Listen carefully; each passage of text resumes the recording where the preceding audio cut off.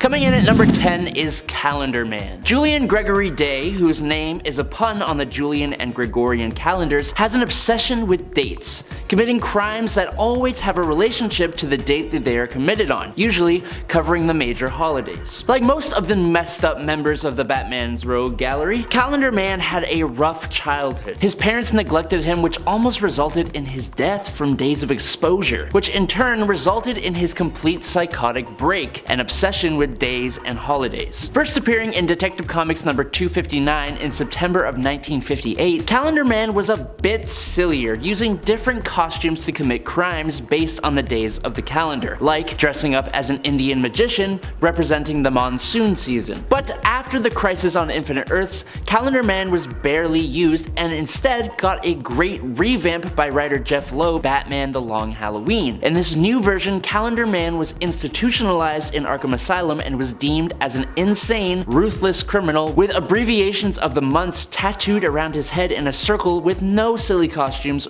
or ridiculous crimes. Number 9. Flamingo. Eduardo Flamingo, known as Flamingo, is a world-famous serial taker of lives and assassin. He is well known for a specific thing he does which inspired his sometimes name of the Eater of Faces, which explains itself, I'd say. Eduardo was actually a morally strong advocate and fighter against organized crime, but it changed when he was captured and underwent forced brain surgery that altered his personality, making him dangerously psychotic. Now, the incredibly colorful Flamingo is an enforcer and assassin, rocking a very unique look and somehow totally making a pink motorcycle not look silly. He has a dark, unfeeling personality and is an expert marksman, which makes up for his lack of powers and makes him a pretty dangerous threat for Batman. He has even temporarily paralyzed Damian Wayne, so think twice before you judge. He'll cheer your face off, man. Batman's obscure villains usually happen to be a bit more serious and psychotic, but a lot of obscure villains can be completely ridiculous and silly, which makes me wonder, what are some of the silliest and wackiest, commonly unknown villains that you guys love? Let me know in the comments and I'll get on with this video. Number 8.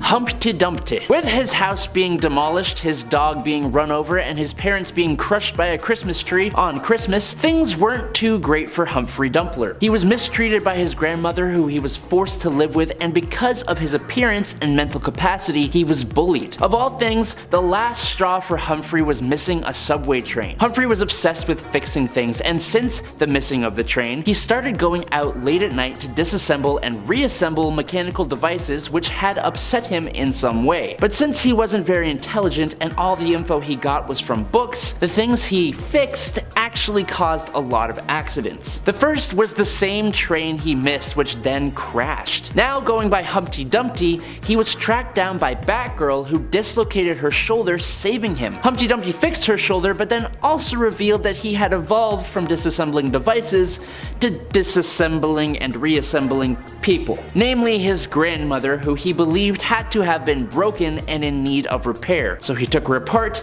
then attempted to sew her back together again with bootlaces. Wow, that got really dark, like really quick. Kind of uncomfy. Number 6. Supergiant. Supergiant was one of the members of the Black Order that we did not get to see join the Marvel Cinematic Universe, and almost seemingly as part of her being cut out of being represented in the film, she also then died in the comics during the events of No Surrender. Not sure why everyone was hating on Supergiant. The issue of Avengers in which she died, Legacy number 680, was released in February of 2018, while Infinity War came out in April of 2018. She was a telepath who could easily unlock information or secrets within someone's mind. Perhaps she was simply too powerful for her own good, and that's what led to her being killed in the comics and kind of erased from existence in regards to the MCU. Still, I would like justice for Supergiant. Bring her back! Number 5. Quintets. The Quintets were Harley's gang that she put together after striking out on her own, separate from the Joker. She got them all matching button-down shirts that kinda remind me of bowling shirts, to be honest, with their names embroidered on the front. And she even held auditions when putting her gang together, choosing from a few old favorites and former goons of the Joker's, as well as some new yet lovable goons. They only lasted a few issues, but the Quintets were pretty fun while they lasted, and they helped give Harley some of the confidence she was looking for in regards to starting to build her own brand and criminal empire. The original team included Buster, Louis LeBeau, Kenny and Nick Stubear, and Lester Wilde. Though Lester was pretty useless. He fancied himself a Joker look-alike and imagined that Harley was in love with him, but he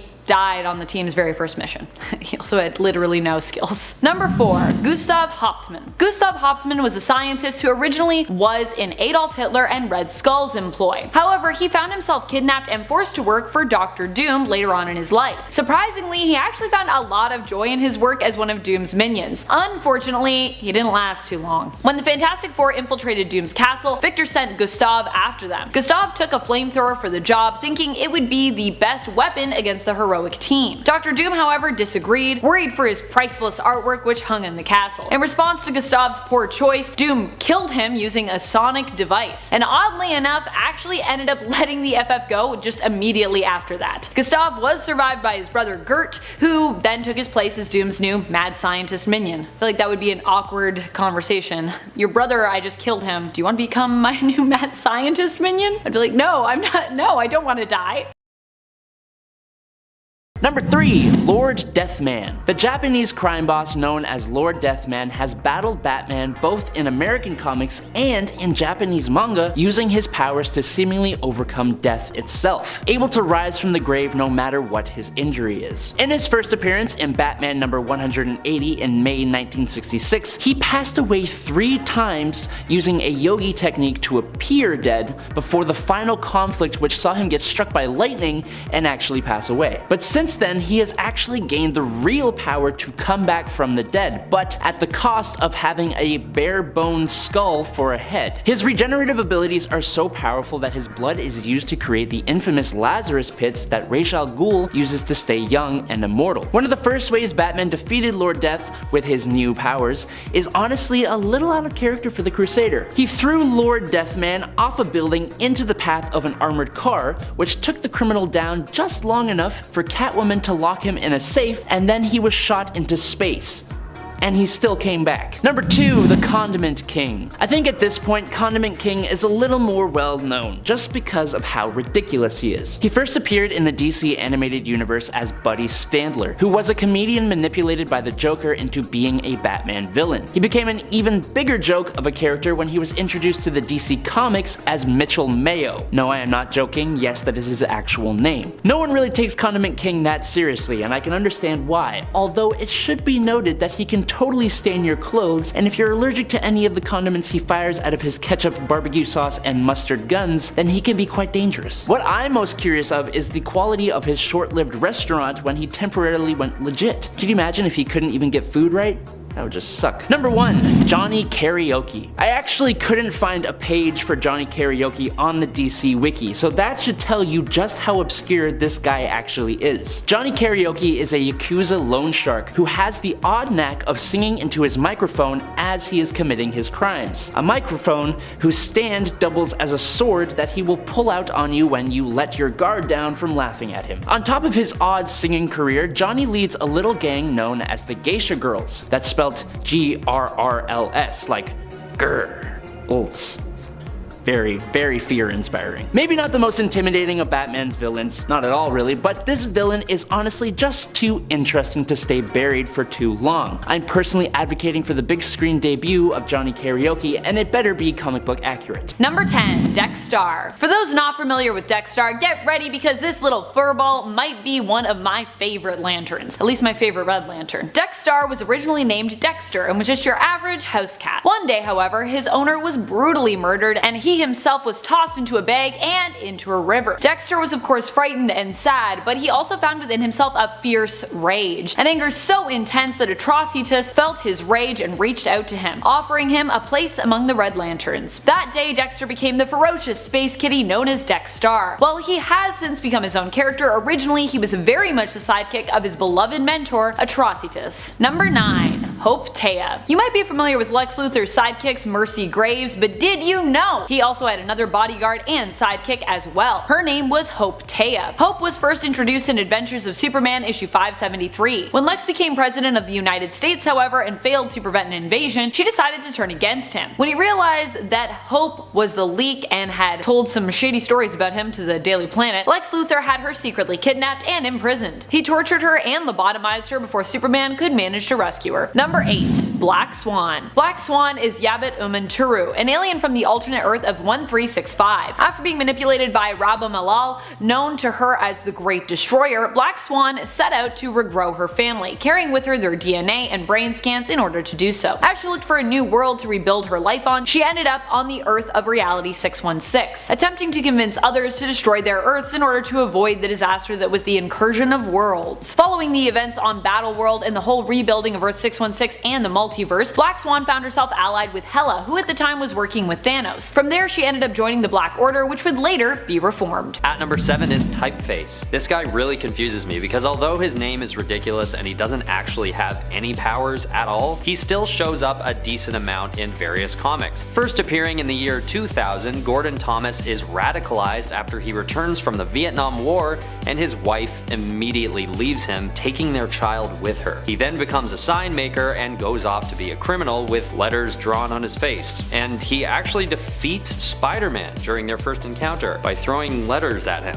which doesn't make any sense to me, honestly. But what's even weirder is that he returns as a good guy during the Civil War frontline storyline and fights alongside some pretty well-respected heroes like Battlestar and Solo, before he's ultimately killed by Venom while facing off against the Secret Avengers. At number 6 is the Ringer. This is one of those characters that we can basically assume was named before his powers were decided, because ultimately it's a pretty ridiculous power and suit design, especially in the early days. He basically just shoots rings at his enemies, which can do anything between entrapping the target to exploding on impact to freezing. The first time we really encounter the Ringer, he's taken out pretty quickly by not Spider-Man but Nighthawk, losing some teeth in the battle and spending a lot of time in jail. He's then eventually killed by Scourge when he's called to a bar with a group of other villains, which ends up being a trap. Later, however, it's revealed that he doesn't actually die and is revived by AIM agents who give him a cyborg body, and he's renamed Strikeback. With a big enough power boost and a totally different mantle to make him a whole different character from the Ringer is essentially lost to obscurity, making him one of the most long-lost Spider-Man villains of all time. At number 5, we have Frank Oliver, aka Kangaroo. This guy's power is basically artificially enhanced legs. And aside from that, he's just known to be a very skilled boxer who is banned from the sport after seriously injuring one of his opponents. But the way that he gets this sort of lame jumping power is when Jonas Harrow approaches him and offers him the powers in exchange for his cooperation in a highly dangerous heist. While he's infiltrating the Hudson nuclear laboratories to steal some radioactive something or other, Spider-Man swoops in to try and stop him. Well, not stop him, but to save his life, because the room he's breaking into is so radioactive that it disintegrates him immediately upon entry, and Spider-Man watches on in horror as this happens. The Kangaroo mantle has a couple other appearances, but as far as I'm concerned, this event marks the end for the villain and leaves him behind in the void of obscurity. Number 3. Honeysuckle. Honeysuckle was Poison Ivy's young protege and sidekick who appeared alongside some of the other Super Foes sidekicks in the original Super Friends in issue number 1. There, Poison Ivy was seen instructing Honeysuckle on how to climb, or more chastising her for wasting time chatting away. More speed and less talk, Honeysuckle. Honeysuckle looked pretty cute and also appears in the following issue of Super Friends, but we haven't really seen her since. It's also implied that there was some sort of competition where these youngsters auditioned to become supervillains in training.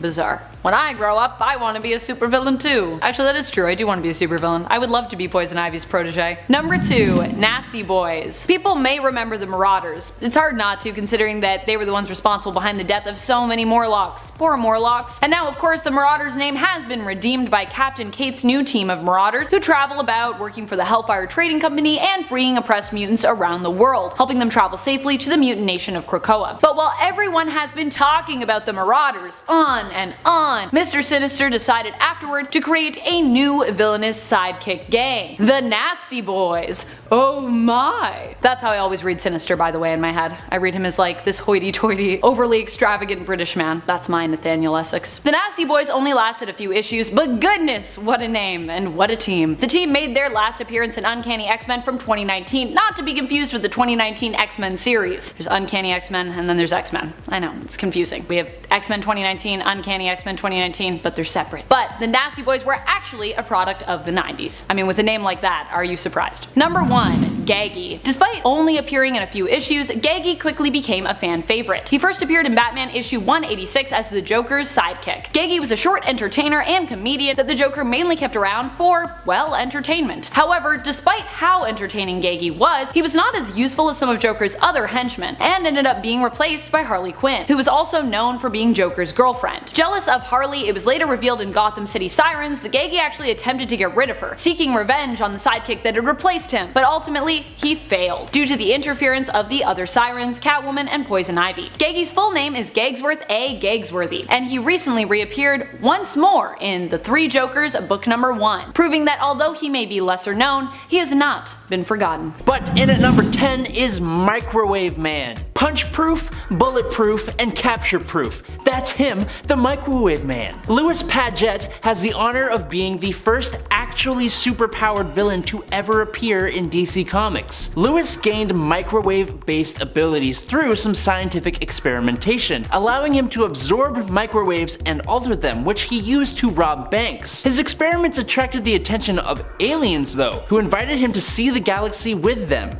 and he accepted. Now an old man, they finally brought him back to Earth so he could pass away on his home planet. However, when he discovers the existence of Superman and that his microwave powers have increased thanks to how much more microwaves are used in the present time, he asks the aliens to make him young again so he can experience a fight with Superman, even though he knows that the strain of it will kill him. They agree. And so during the fight, Superman comes up with a way to defeat him, but the aliens tell Superman about how Louis will pass away afterwards, so Superman lets him win. Number 9. Toyman. Toyman is a little less obscure as he is a long-lasting character. He's just so freaky and weird, and I wanted to talk about him, so here we are. Winslow Schott was a very talented toy maker. He was bullied as a kid, and as an adult, a businessman who owned an arms manufacturer tried to convince Winslow to sell his toy designs in order to be turned into weapons, which was absolutely not cool with Winslow. Unfortunately, the passing of his android toy wife, Mary,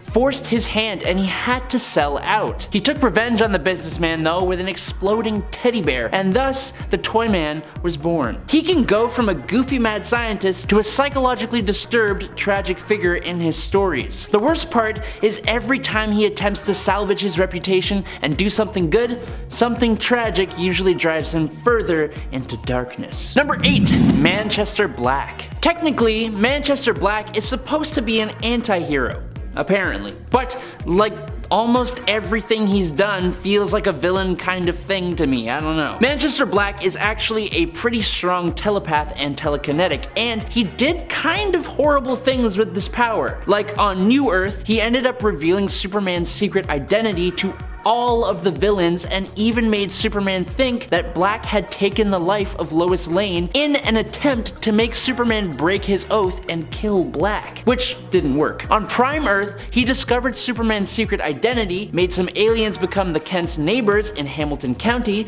captured Superboy and nullified his powers for a while, forced him to watch images of Lois and Clark fighting the Elite and suffering, and then he returned his powers and used John against his father, Superman. How have I never heard of this guy before? I don't know. Number 7. The Walrus. Does anyone remember the Wonderland Gang, or just me? This was a gang that villains Tweedledee and Tweedledum led, composed of a collection of Wonderland-inspired characters. The Walrus became one of them. Just like many of the other members of the gang, he was pretty useless as a villain. The Walrus's real name was Mo Blum, and to fight against the heroes who would oppose his leader's criminal ways, he would fight using a tusked mask that he wore on his face. He had no superpowers to speak of, just that sweet mask that, as you can expect, was not really as effective as I'm sure he'd hoped it would be. Number 7. Joker's daughter. Honestly, did not even know this character existed, which just shows how much I don't know about Batman's villains. Duella Dent is all over the place, psychologically I mean. She started as the villain who refers to herself as Joker's daughter, even though she is absolutely not his daughter. As you can tell, she has an unhealthy obsession with the clown, which has been a thing since she debuted in Batman Family number 6 in 1976. She has also claimed to be the daughter of Catwoman,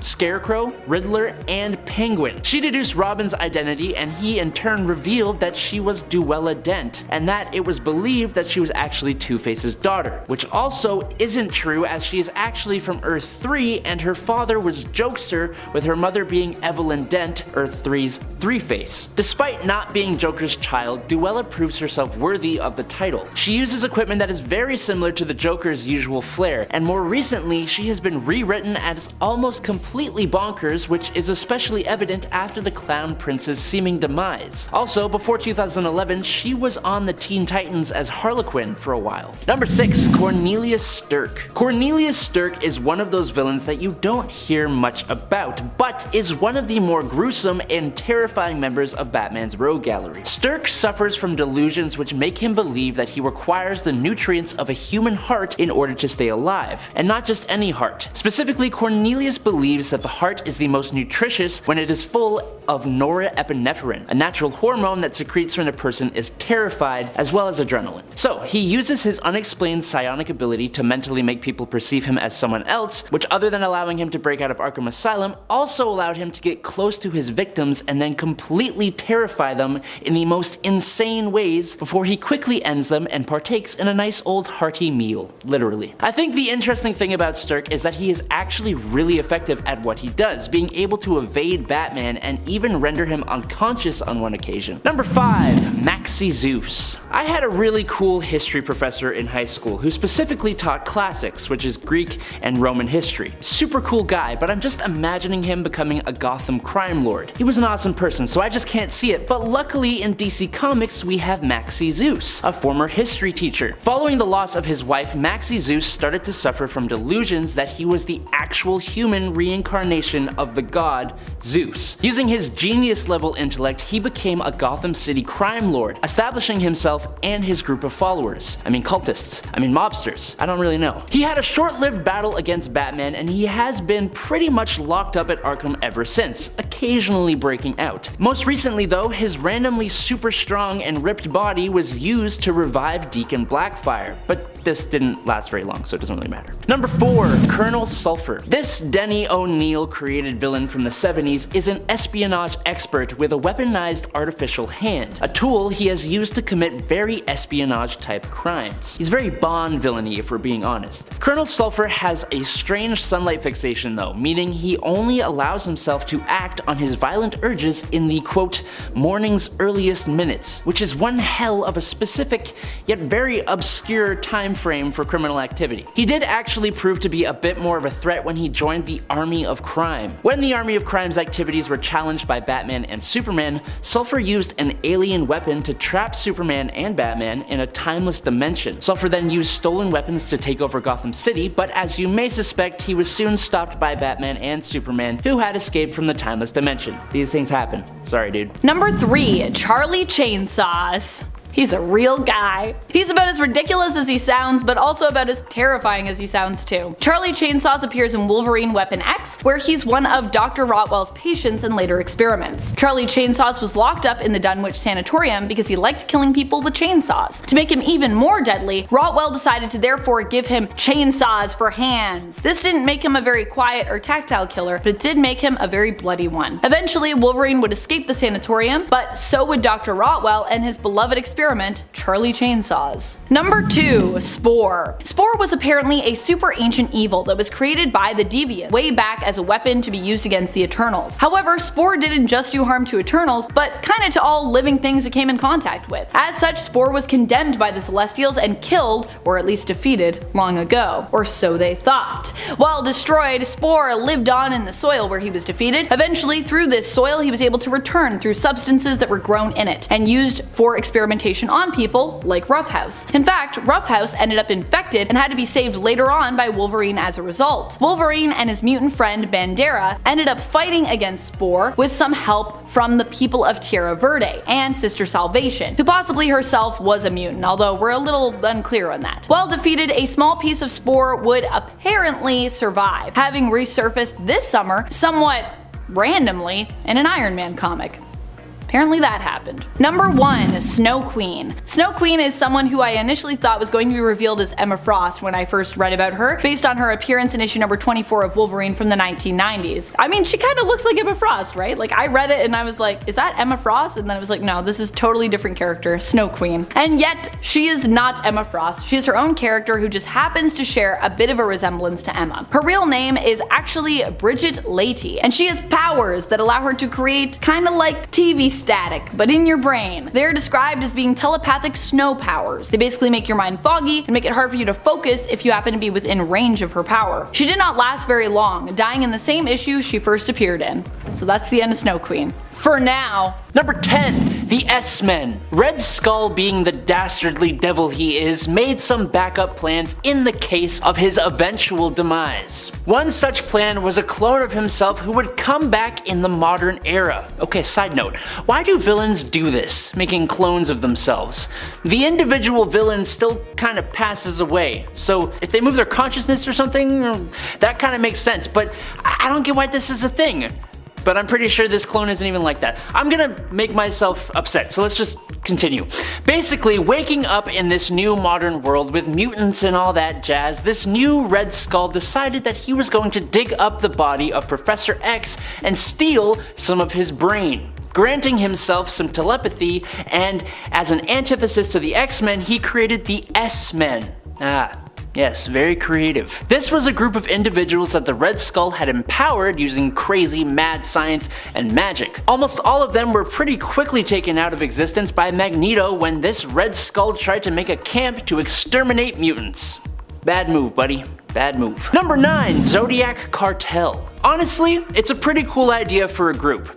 This villainous group of hand-picked business leaders who were all born under different zodiac signs, as their leader Cornelius Van Lunt, or Taurus, was heavily into astrology. Each member, while representing a zodiac sign, also was based in a different American city, and their main goal was world economic and political domination. Its members originally were, other than Cornelius, Scorpio, Jake Fury, Aquarius, Darren Bentley, Aries, Marcus Lassiter, Cancer, Jack Cleveno, Capricorn, Willard Weir, Gemini, Joshua Link, Leo, Daniel Radford, Libra, Gustav Brandt, Pisces, Noah Perricone, Sagittarius, Harlan Vargas, and my representative, Virgo, Elaine McLaughlin. The team was first formed after the dissolution of a previous group called the Great Wheel of Zodiac, which had covert agents from around the globe including Baron von Strucker, Dum Dum Dugan, and even Leonardo da Vinci. Its dissolution also led to the creation of S.H.I.E.L.D., Hydra, and Leviathan as well,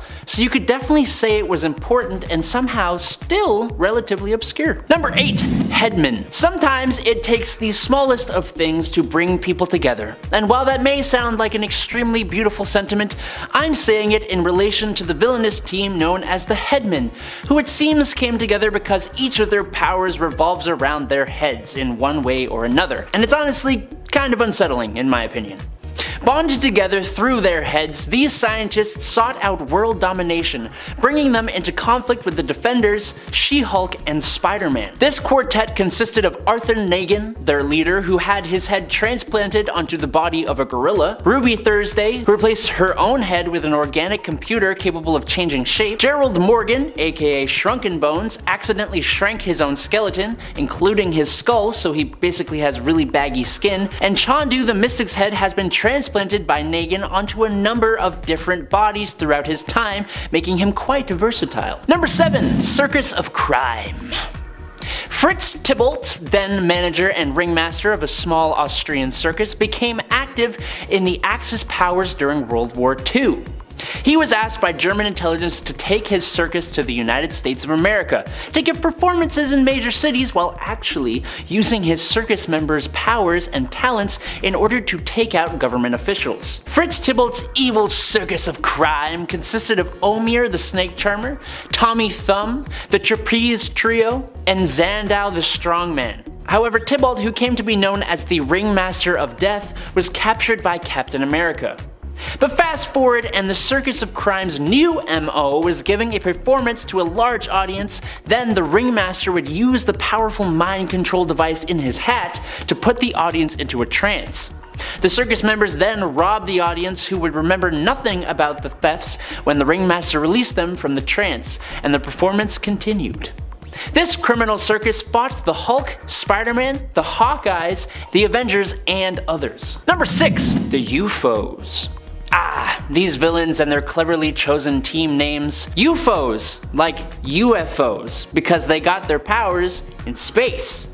Yes, of course. Someone get me out of here, please. Okay, the UFOs here, inspired by the powers gained by the Fantastic Four, went to great lengths trying to reproduce the same accident that gave those heroes their abilities.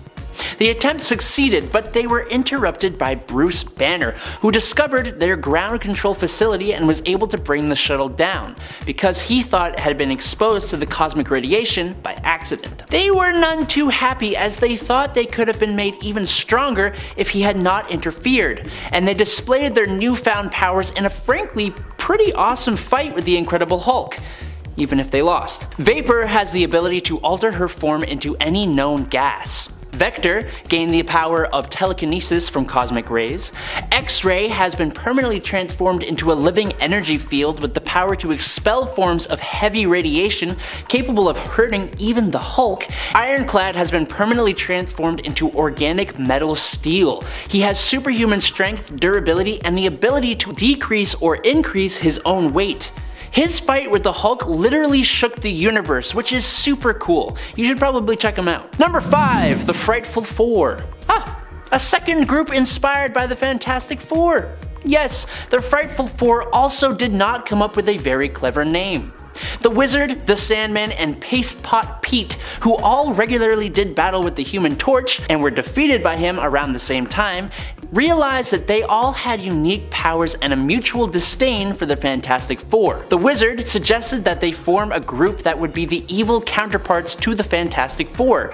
A great idea, but it's just 3 dudes. They need a 4th member to their group, and what do you know, the Wizard had heard of a strange woman hiding out on a remote island on the Mediterranean who had complete control of her hair.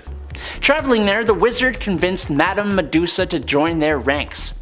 Now this Madame Medusa was actually Medusa of the Inhumans, as some of you may have guessed, but she was kept under the influence of the Wizard using a device that kept her memories forgotten to her. They made their first attack at Mr. Fantastic and Invisible Woman's engagement party, which is kinda just rude if you ask me. Number 4. Wrecking Crew. When Dirk Garthwaite, otherwise known as Wrecker, held onto his enchanted crowbar, he invited his 3 chums, ex-physicist Dr. Elliot Franklin, ex-Army Master Sergeant Henry Camp, and ex-farmhand Brian Kalusky to come and do the same in the middle of a thunderstorm. When lightning struck the crowbar, all 3 men were empowered, becoming Thunderball, Bulldozer, and Piledriver respectively, and coming together to be the villainous Wrecking Crew. These mystical strongmen were mainly an enemy to Thor, but they originally fought against the Defenders.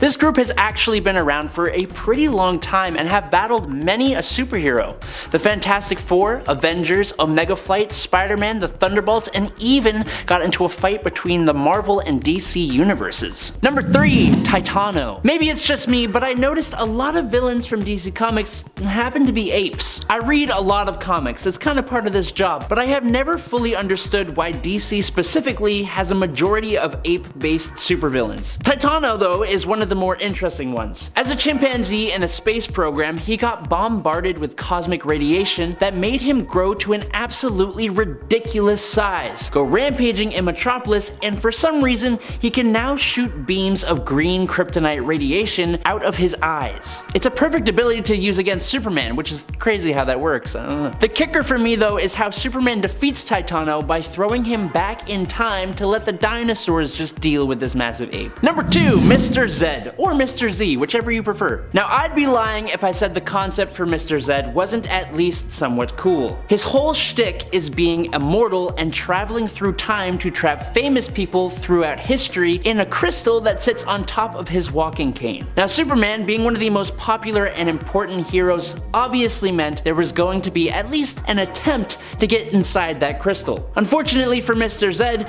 Superman's Kryptonian heritage just means that he is invulnerable to the crystal. Not only invulnerable to it, but he can overload the crystal, destroying it and releasing all those trapped inside. Geez, I wonder why DC started struggling to make Superman's stories interesting. I don't know, maybe it's because he can just do whatever he wants. As for Mr. Z, he would face Superman twice more, once back in 1943 and again when the pair got stranded on an island and Superman got rescued, but Mr. Z was literally just left there to starve. How heroic, Superman, how heroic. And in at number 1 is Blue Matt. Here's how obscure Blue Matt is. On both of the wikis I checked out for this character, there was basically zero information. Matt appeared only in World's Finest Superman and Batman number 312 and 313 in 1985 as a member of the villainous group known as The Network. They arrive on the scene and instantly start explaining their powers while they start attacking people, which is an interesting way to go about it, but there you go. Other members can control sound waves, electrocute people, disintegrate people, all that fun villain stuff, but Blue Matt, he goes invisible. And he can turn other things invisible, like when he turned a wall invisible that Batman just runs right into when he's trying to attack Blue Matt. Blue Matt also seems to be the most shy one in the group as he keeps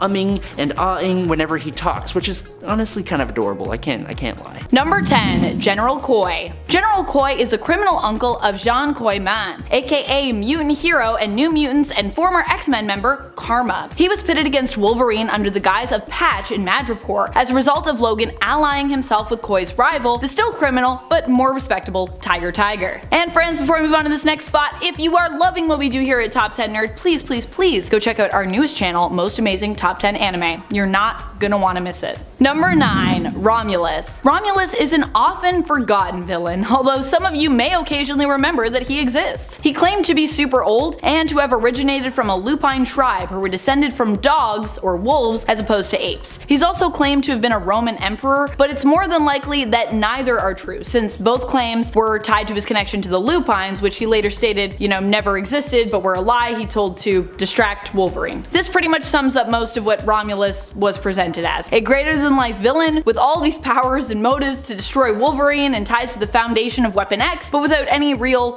foundation from him to work from, as many of his loose ends ended up kind of like dropped and not really going anywhere. Number 8, Roughhouse. Roughhouse is definitely a lesser known villain, though maybe one of the more well known of the obscure villains on this list. I love his story with Wolverine. Although he starts out as a villain and a brute, he later kind of becomes Wolverine's ally after he was sold off by General Koi to be used for experimentation, which is pretty messed up. Even Wolverine felt bad for this guy, despite being his rival and him being an enemy to him on Madripoor. Wolverine decided to go after him and as such became embroiled in a major political conflict in Tierra Verde. Not to be confused with Terra Verde, a different republic that also exists in Marvel Comics. Yeah, I know. That's a lot. I just realized that myself and I was like, wait, these are two different places. Despite Roughhouse saving Wolverine though and becoming temporary allies, Roughhouse would go back to being a straight up villain of Logan later on. Number 7, Bloodscream. Although close to being tied in appearances with Roughhouse since they generally appear together, Bloodscream is slightly more niche than Roughhouse, but only slightly. He is the main partner to Roughhouse, the one he returned to after seemingly appearing as an ally and friend of Wolverine after he and Sister Salvation saved his life, cleansing him of the spore infection he'd received thanks to Geist's experimentation on him in Tierra Verde. Bloodscream, however, never had such a redemption arc. He possesses vampiric abilities which are tied to mysticism, having been cursed by Dagu, a healer who cast an eldritch spell on him while he was on the brink of death. Instead of bringing him back to life, the spell actually caused him to remain trapped between the state of life and death. He became an immortal creature who fed on the life force energy of others through touch. Bloodscream and Roughhouse would become partners and would be employed by multiple different criminal organizations and bosses, often being pitted against Wolverine. Number 6, Dirt Nap.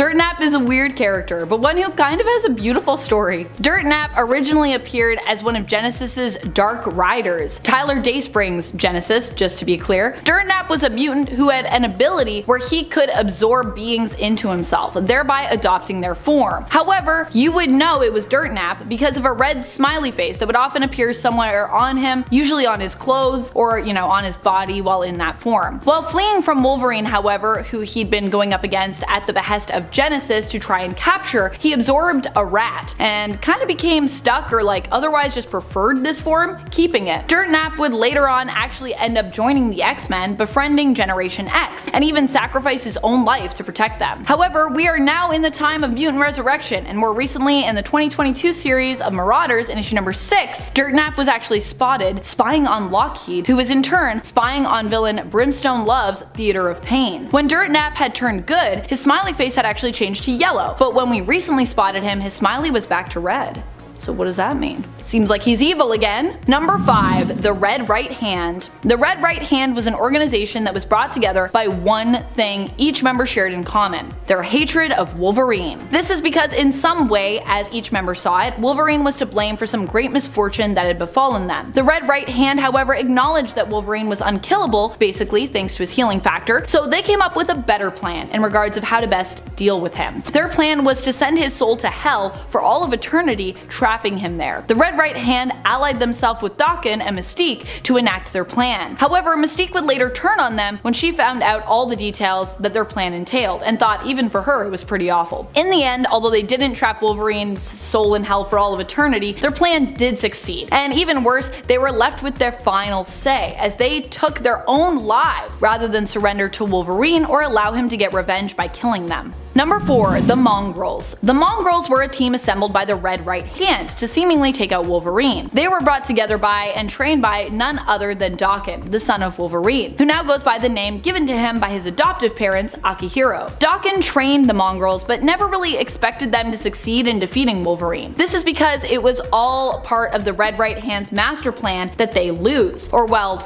win or lose against Wolverine, that the Red Right Hand would win as a result. Because the Mongrels were actually a team made up exclusively of Wolverine's kids. These were the kids that Wolverine didn't know about or that he forgot due to his memories in general being kinda like a mess. Kinda because of his healing factor and such. Only after Wolverine defeated them, killing them, did he learn the truth about each and every member of that team. Number 3, Menagerie. The Menagerie is likely a more recent evil team, showing up for the first time in Amazing Spider-Man Volume 3, Number 1 in April of 2014, when they tried to steal valuable decorated eggs from an antique store and were pretty easily defeated.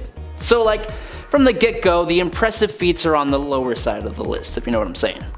In fact, I'd say the most famous thing they've done is when they disintegrated Spider-Man's spider suit, making him have to create web underwear for himself. And it's kind of the underwear that is remembered here, not the Menagerie. The animal-themed criminal team was created by White Rabbit, and its members included Hippo, Ox, Skyne, who did the spider suit disintegrating, Squid, Swarm, and, wait for it, Panda Mania. Nice. The Menagerie also is known for trying to rob a club where Nadia Van Dyne was celebrating her birthday with numerous other heroes, which, as you can imagine, it didn't go too well for them. Number 2, Death Throes. Remember how the Headmen all came together based on their head-related powers? Well, I'll do you one better. How about the Death Throes, whose powers and names all have something to do with commonly throwing stuff? The ringleader, threw together teammates Bombshell, Knick-Knack, Oddball, Tenpin, and Throwdown into a group that works really well together, juggling their weapons between each other and doing battle with characters like Captain America, Crossfire, Hawkeye, and even Loki of all people, who stopped the group from robbing the big top casino in Las Vegas. The Marvel Wiki even lists their origins as quote-unquote joint effort to perform criminal and mercenary acts while using juggling expertise. I honestly kinda had a hoot putting together this point, as I can't believe this group of villains even exists. And lastly, at number 1 is Horticulture. Okay, of all the teams on this list, I think the Horticulture are my favorite. For starters, they look so cool. But then, you find out it's a bunch of older women between the ages of 64 to 81 who are all expert botanists and want to bring Earth back to its more pristine time when it had about 7 billion less people on it. I just love how they use their regular names and the names just kinda suit their age and interest in plants. I don't know how, but they kinda just do. Augusta Bromes, Lily Lamus, Edith Scutch, and Opal Vetiver. Gosh. But yes, that's right, these ladies want to basically exterminate most of the Earth's human population and bring plants back to the forefront, specifically flowers. This goal brings them into conflict with the X-Men in 2019's X-Men number 3. Beyond biological modifications believed to have been made to themselves, the women of horticulture are experts at manipulating the environment to suit their extinction agenda, and they're also computer programmers, selling software to Orcus to monitor Krakoan gateways. But seriously, look at them. They're just awesome. At number 10, we have Mindworm. First introduced in 1974's Amazing Spider-Man number 138, Mindworm is a mutant who has the ability to absorb the psionic energy from his targets and sap their energy, and absorb that energy for himself. The first time he uses this power is on his own mother, who he accidentally kills by draining all of her energy in one go. This traumatic event drives his father into shock, causing him to run into traffic, killing him as well. Mindworm has a tough life in and out of orphanages and homeless shelters, and eventually has a run-in with Peter Parker while he's living in a neighboring apartment. But when Parker notices Mindworm's attempts at draining his psionic energy, he knocks out the villain, who is then taken to prison. Soon after this, Mindworm reforms and becomes good, but is killed by a street gang after having never actually killed anyone using his powers other than his own mother. Honestly, it's a really sad story, and I don't know why they had to do him that bad, but that's Mindworm. Pretty obscure. At number 9 is Spidercide. First introduced as Spider-Man in the Clone Saga, Spidercide appears as a super-jacked, massive version of Spider-Man that has Ben Reilly and Peter Parker wondering even more who the real Spider-Man is. But soon, this third Spider-Man soon goes mad and becomes Spidercide, attacking the other heroes in a raving frenzy. He seems to be capable of some pretty nifty shape-shifting, as though he has some kind of symbiotic physiology, but ultimately he's left in the annals of the 90s and not really revisited again after the Clone Saga. My best guess is that he was just too OP and or confusing as a character. At number 8 is the Living Brain. This is one of the oldest Spider-Man villains in general, and especially on this list, and one that very few people ever reference these days. First introduced in 1964's The Amazing Spider-Man number 8, the Living Brain is a supercomputer that continually gets hacked by villains to attack Spider-Man and the people of New York City. Basically, this is what the height of AI looked like back in the 60s, making this villain not just obscure in the world of Spider-Man comics, but in the real world as well, as we are now in 2022. He looks like a dishwasher with arms, if we're being honest. But he sort of makes his rounds a little more than one might expect such a silly villain to. So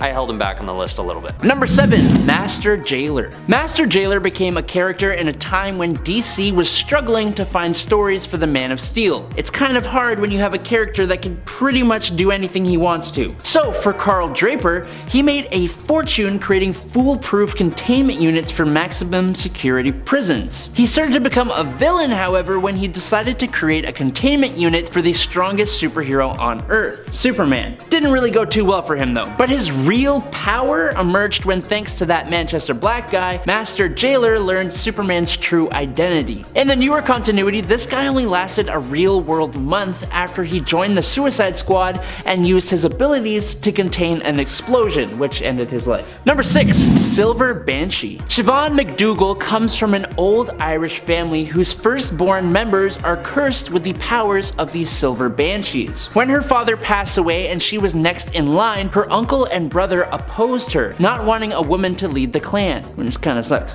While performing the ritual without her uncle's consent, her brother interrupted it, causing her to be sent to the Netherverse for centuries. Eventually, the Crone brought her back and bestowed the powers of the Silver Banshee on her so that she could exact her revenge. Now, she first appeared in Metropolis when Superman was a confident little tyke in 1987, and she actually nearly took him down permanently with her voice-based abilities, which a lot of people on this list list can't say for themselves. One of her best moves was that if she knew someone's name, she could actually take their life in one fell mouth movement, which she used against Superman after learning his true Kryptonian name, although it just heavily stunned him. Again, he's one tough son of a gun. Number 5. Hobby Robber. If I ever become a villain, I really hope I have an extremely specific MO like Hobby Robber. Now, in case you didn't connect the dots, Hobby Robber, Lucius Spruce, has a thing for stealing people's hobby-related items, which is honestly so underrated in terms of how absolutely annoying that would be. Like, could you imagine being a painter or someone who makes model airplanes or something like that, and he just keeps stealing your paintbrushes or like your tools? It would drive me up the wall. For Superman, the Hobby Robber decided to set himself to stealing from Clark Kent's clock collection. You didn't know Clark Kent had a clock collection? Well, you're not alone, because I think he has only ever had it the one time Hobby Robber appeared back in Action Comics number 73 in 1944. Number 4.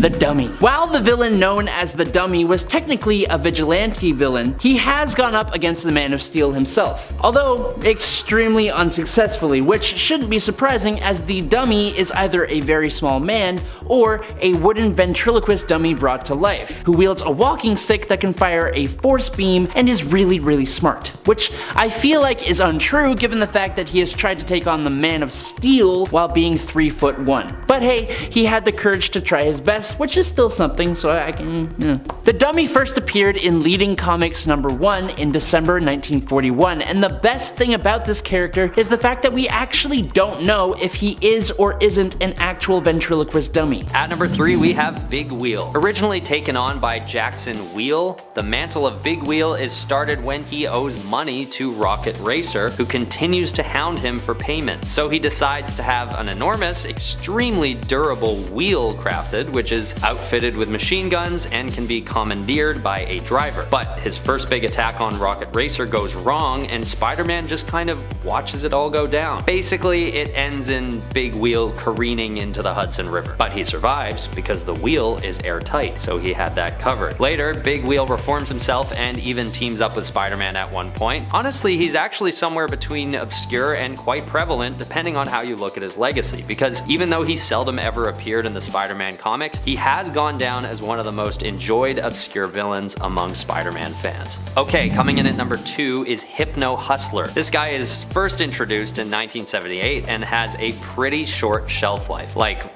1 issue short. Maybe with a couple more later on, but that's his main introduction. That's the only time we really see him. His powers are basically that he can hypnotize audiences at his shows using his hypnotic guitar. Playing alongside his band, the Mercy Killers, Hypno Hustler is first caught taking money and valuables from others in the audience at what appears to be their own will. But alas, it is hypnosis. He's also got these hypno boots that emit knockout gas and have retractable knives built into them as well. It's fair to say that this villain doesn't last very long and is sort of left in the dust after this first encounter with Spider-Man. Later, Hypno Hustler has a brief stint with Villain, which is Villains Anonymous, where he tries to reform alongside the likes of Armadillo and Big Wheel himself. But that's basically it. At number 1 is Video Man. This guy's a double whammy because he is himself a rather obscure villain, all things considered. But also the technology that this character was designed in reference to is also obscure in itself, so I felt I had to put him at number 1 on the list. In fact, Video Man was abandoned so quickly by writers that his origin story is never even revealed. First appearing in the first issue of 2006's Spider-Man Family featuring Amazing Friends, he is quickly taken out after his first encounter and reduced to a little processor unit, which Spider-Man says he keeps in his freezer until, I guess, the present day, so as not to reawaken Video Man. What strikes me as strange about Video Man is that he was conceptualized in 2006, but his style is clearly referential to video games or maybe TV from the 80s or 90s, so just a total miss all around. And we're yet to see him again after his first fateful encounter in 2006.